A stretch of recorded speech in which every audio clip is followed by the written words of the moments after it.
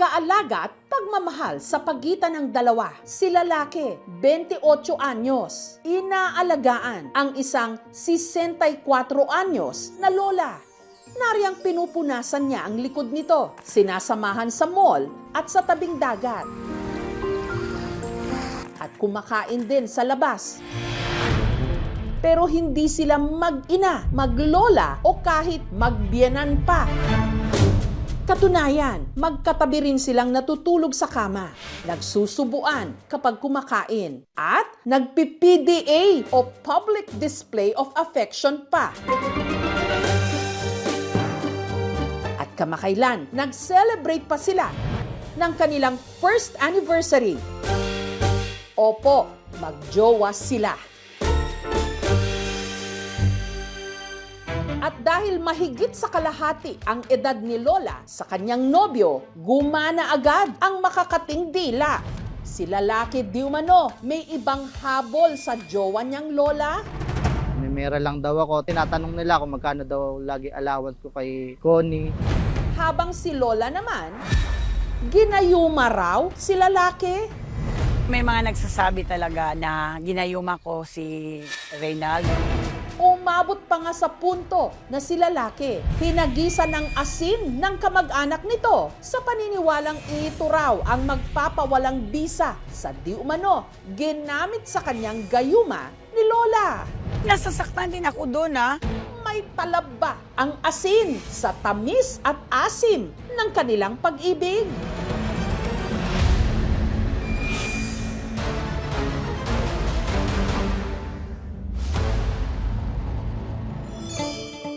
Sa Cagayan de Oro City sa Mindanao, nakatira si Lola Connie. Doon talaga ako pinanganak, lumaki, kapag asawa. Meron po akong 4 na anak sa 2 kong naging ex.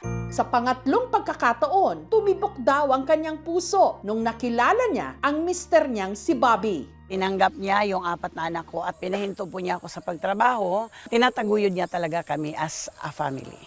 Ang mga anak ni Connie may kanya-kanya ng pamilya. Ganda naman yung buhay nila ngayon, stable po yung mga trabaho nila. Habang sila ni Bobby nagsama in sickness and in health. Hanggang sa pareho silang nagka-diabetes. Pero taong 2023, si Connie nabiyuda. Expect ko naman talaga na natatanda pa kami na magkasama. Palagi niya talagang sinasabi sa akin, huwag ka mag-alala, hindi naman kita iiwanan. Papapaiyak ako eh. Nagsama kami ng almost 30 years. Napakahirap pala pag ikaw na lang nag-isa.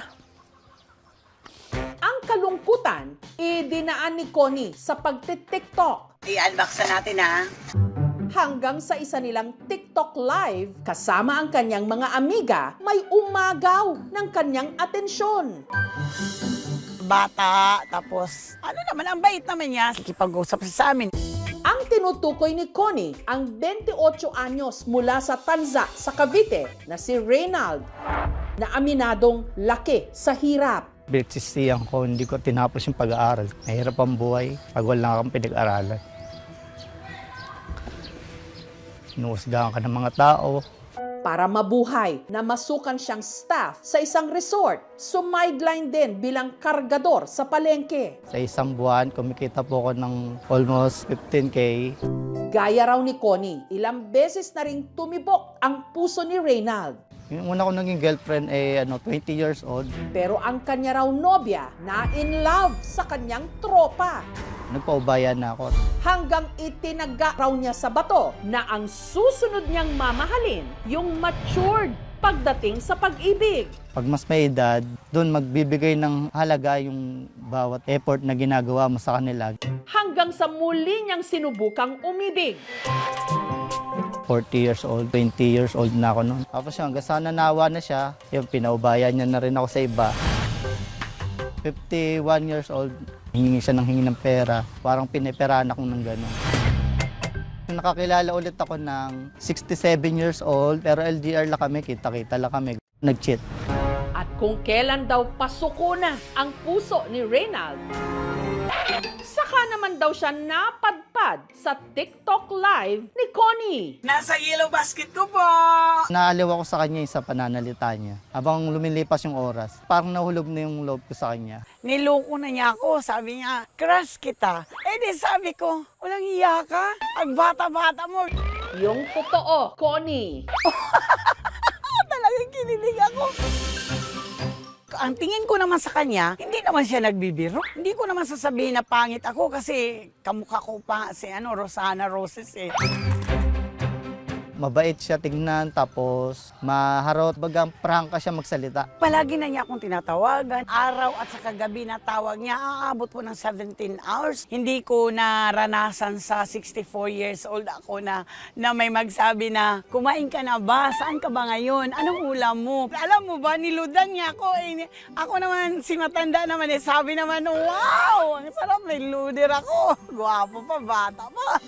Gabi ng February 16, grabe na yung kakulitan niya. Sabi ko, alauna na. Hindi ko nga siyang pinapatulog hanggat hindi pa nagiging kami. Kaya hanggat sa napilitan na siya, Sabi ko, sige, jowa na tayo para matulog na tayo. Kinaumagaan ng alas 5 pa lang, good morning, love. Sabi ko, ay, Jack ka, asinso pala tayo nito. Love na. Tagang parang 16 years old ako. Ang love life ni Connie, inilihim daw niya sa kanyang mga anak. Palagi akong inaaya sa Manila na anak ko, umihindi ako. Bigla akong sabi, sige, kasi ang nasa isip ko, magkikita kami. excited ako, nag-ipon agad ako ng pera. Pagkarating ni Connie sa Maynila, Nagpaalam ako ng anak ko na mamasyal ako kasama ang kaibigan. Sabi niya, ihahatid kita. Tapos sabi ko, wag na, wag na. at sa kanilang first monthsary, for the first time, personal nang nagkita ang dalawa. Sabi ko, nakwa, jackpot. Sa totoo lang, wala talagang yung nahiya kami sa isa't isa. No? Parang ang tagal na namin nagkakilala. Ang galanti pa niya. Nung kumain kami, di wag na ako na magbabayad. Hindi ko. Sabi ko hindi naman pera bubunutin ko. Senior ID. Inaya ko siya doon sa may sa chat. Sabi niya, sa may red building. Hindi ko naman alam kung ano yung red building. Sabi ko, sige, tala na. Akala ko, mall din. Nagpanik yung anak ko. Akala nakidnap na ako. Ang hindi alam ni Connie, natuntun siya ng mga ito sa pamagitan ng kanyang cellphone. May GPS pala yun. Mga anak ko sabi niya, saan ka? Saan? Nandito po ako sa kaibigan ko. Sabi ko gano'n, huwag kang magsinungaling. Nasa hotel ka. Ang mga anak ni Connie, tutol daw sa relasyon nila ni Reynald. Hindi na siya nagbigay ng iba pang detalye kung bakit. Pero dahil dito, pinauwi siya ng Cagayan de Oro. Para daw malayo sa kanya. Namimiss niya ako. Kasi sabi niya, nag-iisa ka lang naman dyan at umuwi ka na lang sa akin. Kaya si Connie nagdesisyong iwan ang maginhawa niyang buhay sa Mindanao at tumira sa Cavite, kapiling si Reynald. Para talaga ako nakipagtanan. Pero ang tinakasan ko yung mga anak ko, hindi yung magulang. Yan, pasok po kayo. Yan. Pagpasok nyo, higaan agad. Maliit lang po itong bahay namin, kaya lang masaya naman po kami.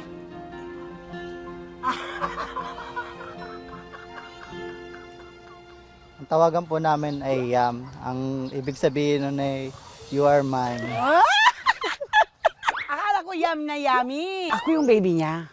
Baliktad yun. Responsable talaga si Yam. Naging tamad talaga ako sa kanya. Yun bang kakain na lang. Masaya man silang nagsasama. Pag-aamin ni Connie, naging hamon daw sa kanya ang mag-adjust sa bago niyang buhay sa Maynila. Yung mga luho ko, binawasan at binababaan ko talaga para naman makakatipid po kami. Kaya ayan, bumili po si Yam ng yung gamit ng pedicure. 3-in-1 daw siya. May mama na, may asawa pa at may lola. Ako naman 3-in-1 din. Meron na po akong asawa, may caregiver. Meron po akong taga-manicure, pedicure, di ba? Pero kahit gipit, pinipilit daw ni Reynald na mabili ang kanyang mga maintenance medicine. Sa isang buwan, ang gamot ko talaga is 5,500. Pasalamat ako kay Yam. At saka, pag meron naman magbigay naman din minsan yung anak ko. Hindi ako nahirapan sa paggastos sa kanya. Kasi nga kasama sa buhay yun eh. Kasi pag di mo mahal, ba't mo gagastusan yung tao? Yung asawa ko kasi before siya namatay, sabi niya sa akin, hindi kita iiwanan. Parang coincidence din na nakilala ko siya, tapos magkaugali sila. Gaya ng ibang magkasintahan, hindi rin daw maiwasan na kung minsan sila'y nagkakatampuhan. Marami din naman talagang nagkakagusto. Yung mga may nagchat-chat, binabla ko agad yun para wala kaming pag-awayan. Nung una, awkward daw o alangan si Connie sa mga magulang ni Reynald. Tinanong ko siya, ano ba itatawag ko sa mama mo, kumadre? Kasi halos magkaedad lang nga kami. Gagandang lalaki na ikaw ng anak mo, eh, matanda pa na takpuan. Sabi ko, yun ang akong gusto nun, ano ka akong gagawin ko, alam mo akong pakialman ko yan. Iba kasi nandidireg, namimera lang daw ako. Sinatanong nila kung magkano daw lagi allowance ko kay Connie. Nagkamali sila doon kasi mukha lang at katawan yung mayaman, pero yung bulsa ko po ang payat. Pero ang pinakamasakit sa lahat, ang kumalat na kwento kaya raw na fall si Reynald kay Connie.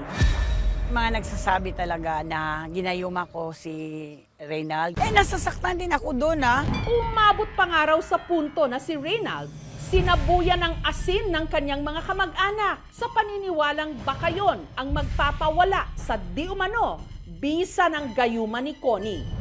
Dami, siguro isang dakot din yun. Yun daw yung napanood nila sa TV rin. Kaya daw parang naniwala daw sila sa gayuma. Pero wala naman po nangyari. Para once and for all, matapos na raw ang mga paratang. Sa pagkakataong ito, ang inaakusahang gumayuma na mismo ang maghahagis ng asin sa kanyang sinisinta. Tingnan natin kung totoo ba talaga yung gayuma. Ako na mismo yung kukontra. Ano ang mangyayari kay Reynald? Matatauhan nga ba siya? O mapapatunayan niya ang kanyang pag-ibig kay Connie? Sabuyan mo para maniwala kayo na hindi ako ginagayuma. Ang mga naiinggit dyan, huwag munang pumikit dahil ang kasagutan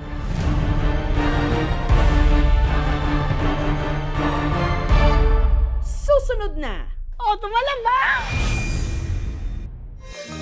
Ang 64 anyos na si Connie may asim pa sa kanya kasing TikTok live na in love sa kanya ang 28 anyos na si Reynald. Pero ang kanilang May-December love affair binalot ng kontrobersya. Lagi kang pinagkakamalang maglola o magbiyanan daw. Ang pogi niya at saka ang bata. Namimera lang daw ako. May mga nagsasabi talaga na ginayuma ko si Reynald.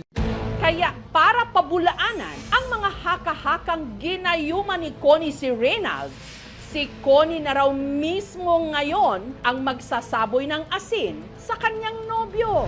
Puntahan natin. Kailangan natin talaga siyang sabuyan itong asin. Ito na. Pagkasaboy ng asin kay Reynald, O, tumalabang! ang pagtingin daw niya kay Connie, Ayan, kumusta na? Wala man nagbago. Alam mo pa rin ba ako? hindi nagbago. Wala na kayong laban pa. Kasi may asin na hanggang ngayon love na love pa rin ako. So nga nagsasabi na ginayuma daw ako ni Connie. Huwag kayong magpaniwala sa mga ganon. Hindi po totoo yun. Ang tunay na gayuma niya ay yung kagandahan niya. Okay, di ba? I love you, I Yang. love you. Kamusta naman na kaya ngayon ang kanilang mga pamilya? Sa ngayon, okay naman kami ng mga anak ko. Wala naman akong naririnig na negative. Nakita rin Kasi naman nga nila, nakikita nila gano'n. na Tapos inaalagaan maganda ako. kami. May plano akong ipakilala siya sa mga anak ko. Ayun ang tawag na ng ni Cupido eh. Talagang din mawawala yung pagmamarites na ganyan. Kahit di ako magkaanak, gusto ko pa rin yung magpakasal kami kahit sa wis lang. Diba? Pero kung magkakapera, talagang Gusto niya talaga. Relationships na may malaking age gap, naka-revolve ito sa health, sa lifestyle nila, finances even. Importanteng nauunawaan din ng partners kung ano yung mga different na pangangailangan din ng bawat isa. Kapag may mga naririnig tayong ganitong klaseng mga kwento, mas mabuti po na ang paiirali natin ay ang respeto sa magkasintahan at pag-unawa at hindi po yung the judgment o discrimination, no? Hindi to content lang, ito nangyayari talaga sa totoong buhay.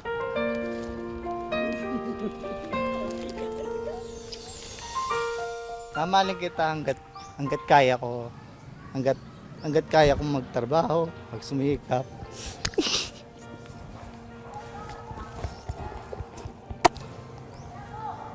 Huwag kang iiyak. Kaniyak, Ben. Basta mahal na mahal kasi niya ako. Natatakot lang kasi ako na baka dumating yung araw na mawala siya ganyan. Hirap. Hirap makahanap ng kagaya niya. Yeah, salamat. Bless ako. At ganitong tsura ko, minahal niya ako. Ang madalas na nasasabi, ang panlaban sa gayuma, asin. Pero sa pag-ibig na makapangyarihan, walang bisa ang kahit na anong pangontra. I love you, Yam.